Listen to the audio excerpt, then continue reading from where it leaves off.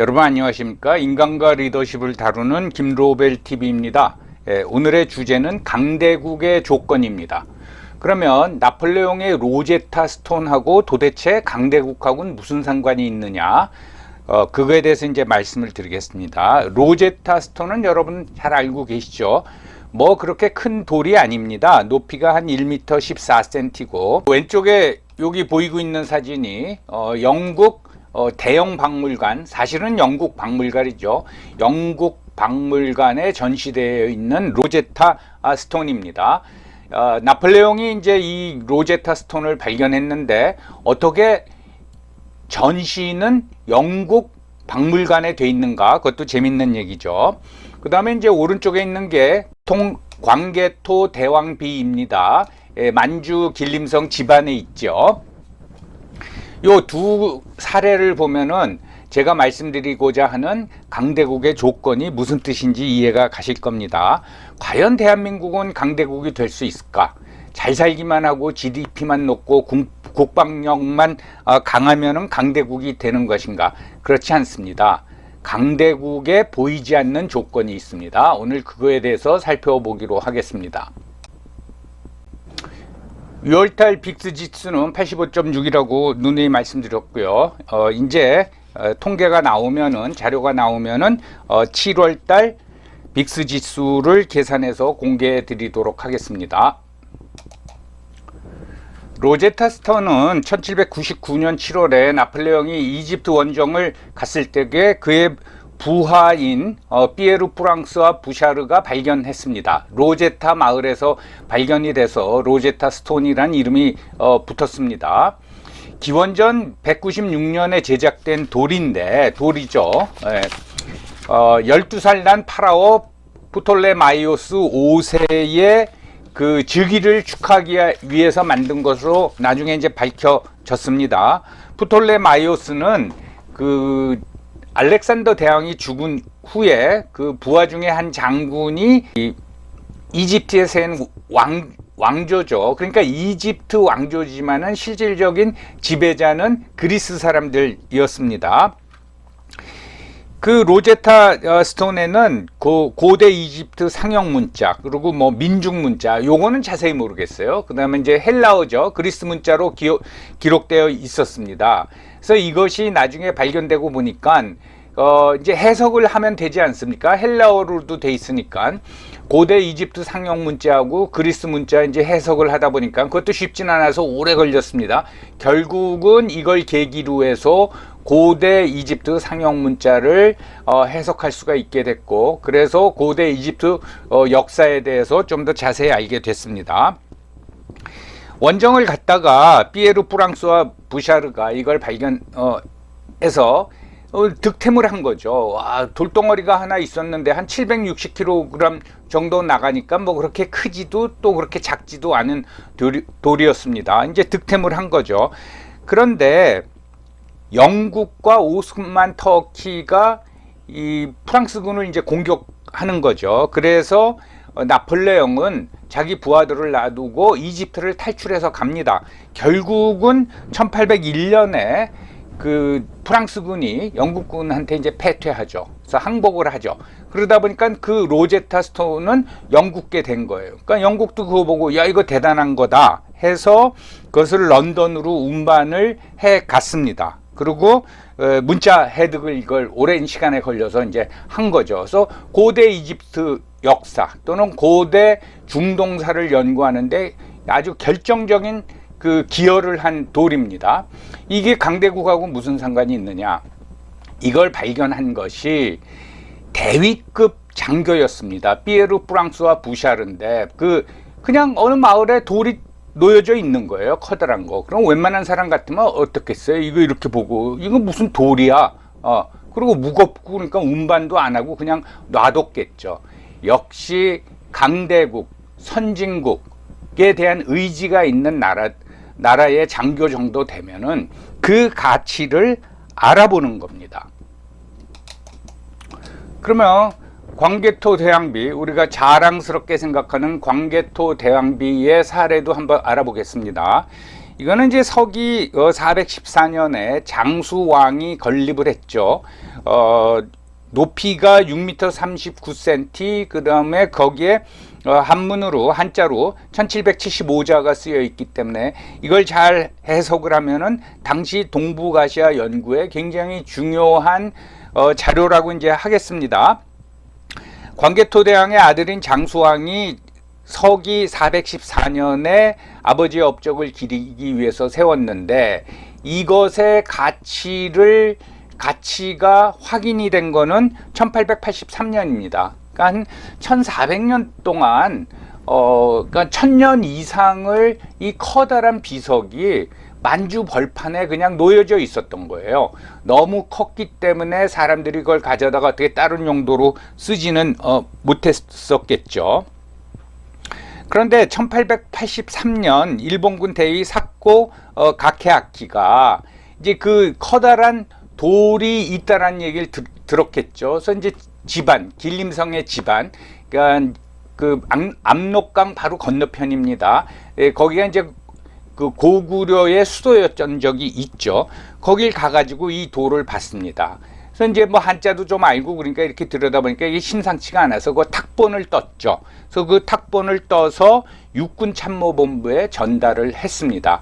그래서 일본 사람이 그 탁본을 떴기 때문에 광개토 대왕비의 뭐 비문이 위조됐다라는 이제 얘기가 우리한테 들려오고 이제 있는 거죠. 이 육군대위 사코 각계학기는 그 포병장교라고 하는데 실질적으로는 정보장교입니다. 그러니까 대위 20대 후반 또는 30대 초반 정도 되는 당시에 19세기의 일본군 대위가 이걸 보고 그 가치를 알아본 거예요. 그래서 탁본까지 뜬 겁니다. 그 정도의 역량은 가지고 있어야지 강대국이 될 수 있다라는 그 말씀을 드리는 겁니다. 요 사진은 그 집안에 가면은 광개토 대왕비를 그냥 세워놓지 않고 요게 안에 이렇게 보이지 않습니까? 그래서 어떤 누각 같은 거를 만들어 가지고 세워 가지고 이렇게 이제 전시하고 있는데 예전에는 이 창도 문도 없었습니다. 근데 이제 뭐 보호하려고 그랬는지 이제 문을 설치해 놓고 그렇게 관광객은 많지 않은데 대부분은 이제 한국 관광객이죠. 제가 예전에 한번 갔는데 그때도 이 문이 있었습니다. 중국 그 안내원이 어떻게 잔소리를 많이 하는지 우리는 이제 감격하지 않습니까? 이거 보고 와 우리 조상들이 그러면은 뭐 시끄럽게 하지 말라 그러고 어떻게 잔소리를 하는지 아무튼 드리고자 하는 말씀은 뭔가 하면은 군대 로제타 스톤이나 광개토 대왕비나 군 장교가 발견했습니다. 군대라고 하더라도 그런 의식을 가지고 있어야 된다라는 거죠. 그냥 전쟁만 잘하는 게 중요하지 않고 그 정도의 수준이 되니까 돌덩어리가 놓여져 있어도 그 가치를 알아보는 겁니다. 그 정도가 돼야지 강대국의 조건이 갖춰졌다고 말할 수가 있습니다. 여러분 알렉산더 대왕이 동방 원정을 하잖아요. 지금의 페르시아 지방, 그래서 인도까지 이제 가는데 그때도 학자군을 끌고 갑니다. 그래서 그 지역 연구를 다 시킨단 말이죠. 언어, 문화, 뭐 관습 이런 걸 다 그 산물 이런 걸 다 조사를 시키는 겁니다. 그러니까 원정이 끝나고 나서 그 조사를 결과로 헬레니즘 문화라는 게 가능해진 거지. 그냥 전쟁 잘해가지고 다 이겨서 그냥 그 지역을 복속시켰다고 그런 문화가 형성되거나 그러는 건 아니라는 거죠. 그럼 우리나라 사례를 하나 보겠습니다. 우리나라가 그 PKO, UN의 PKO죠. Peacekeeping Operation에 굉장히 많이 참여하고 있습니다. 그 얘기는 뭔가 하면 해외에 군대를 많이 보낸다는 거예요. 이건 PKO에 국한해서 말씀드리는 겁니다. 그래서 1993년서부터 2021년까지 우리가 이제 PKO 파병한 그 군인 숫자를 보면 평균 523명, 지금도 금년에도 한 523명 정도가 나가 있습니다. 피스키핑 오퍼레이션이니까 가서 전투를 하거나 그렇진 않죠. 그래서 무장은 하고 갑니다. 그래서 아직도 군대가 주둔하고 있는 것이 레바논 동명부대, 남수단 한빛부대, 그 다음에 소말리아에도 보냈고 앙골라 에도 보냈고 나이 드신 분들은 기억하시겠지만 동티모르에도 이제 보냈습니다.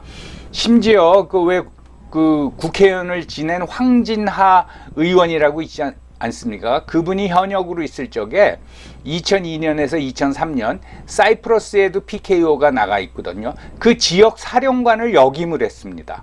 그러니까 그 정도로 우리 군의 PKO에서의 위상이 굉장히 높다라는 거죠. 그래서 제가 드리는 말씀이 뭔가 하면은 이때 나갈 적에 우리 학자도 같이 보내라. 한 2명만 보내고 연구비하고 급여까지 합쳐서 한 사람 앞에 뭐 1억, 뭐 한 20년 전이라면 1억씩, 2억이면은 1년, 2년 동안 그 지역 연구를 많이 할 수 있다. 이건 코트라 그 사무소가 연구하는 거하고는 틀리다. 그 정치 문화, 그리고 사람도 사귈 수 있고, 일반인이 가서 그런 조사를 하면 간첩으로 몰릴 수가 있지만은 PKO에 따라 나온 문관이 가서 그런 걸 조사하면 누가 건드리느냐, 다 협조할 거다. 그래서 좀 그렇게 좀 해라, 그런 생각을 가지고 있었습니다. 그리고 실질적으로 꽤 오래전에, 한 10년 전에 육군 장성들하고 만날 기회가 있어서 얘기하면서 그런 얘기를 했어요. 그랬더니 그분들도 다 외국서 공부한 분들이고 박사학위를 가지고 있는데, 김 교수님 군대가 작전 나가는데 왜 학자를 데리고 나갑니까? 그런 반응을 보이더라고요. 그래서 내가 아이고, 당신들 생각은 그냥 군대는 싸움만 잘하면 된다라는 데에 머물러 있구나. 그렇지 않다. 그래서 뭐 간단히 뭐 로제타 스톤 얘기도 하고, 그 다음에 또 그 알렉산더 대왕 얘기도 하고 그랬는데, 아직도 그 민간 또는 군인 연구자가 같이 나간다는 얘기는 못 들었습니다. 무슨 말인가 하면, 우리가 강대국이 되려 그러면은 꼭 국력만 중요한 게 아니라 마인드가 그렇게 돼 있어야 된다는 거죠. 제가 강대국 하는 이유가 왜 그걸 강조하냐면, 제가 무슨 국수주의자가 아니라 국가 간의 경쟁은 무한 경쟁입니다. 거기서 지면은 무시당하거나 또는 종속돼 버리는 거죠. 그래서 우리는 국력을 유지해야 되고, 그 국력의 위상에 맞는 어떤 역량을 갖춰야 된다라는 거죠. 자, 여러분 우크라이나 전쟁 보세요. 역량을 갖추지 못하니까 러시아에 이제 침공을 당하는 거죠. 우리나라 군사력이 세계 6위라고 객관적인 평가를 받고 있어요. 거기서 이제 핵무기는 좀 제외시키고 얘기하는 건데, 그 평가에 따르면 우리가 어떤 군사력, 프랑스, 영국, 독일보다도 우리가 군사력에서 앞서는 겁니다. 그러니까 우리는 이미 물적 조건에서는 강대국입니다. 그러면은 우리는 강대국의 태도와 마인드를 가지고 있어야 된다라는 거죠.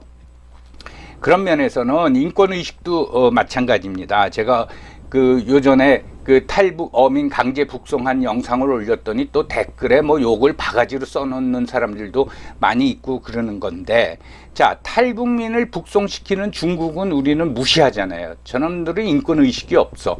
그러면서도 우리가 그 탈북 어민을 강제 북송시키면 우리 중국하고 똑같아지는 거예요. 그래가지고 우리가 선진국, 강대국이 될 수가 없다라는 거죠.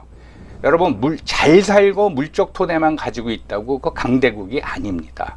이런 태도를 가지고 있어야지, 뭘 하나 발견해도 이게 무슨 의미를 가지고 있나, 그걸 알아차릴 수 있는 어떤 지적 능력도, 지적 수준을 유지해야지 강대국이 될 수 있는 겁니다. 중국, 러시아, 일본 같은 큰 나라에 둘러싸인 우리나라는 강대국이 돼야지 우리의 자존을 지킬 수 있는 겁니다. 오늘도 끝까지 시청해 주셔서 감사합니다.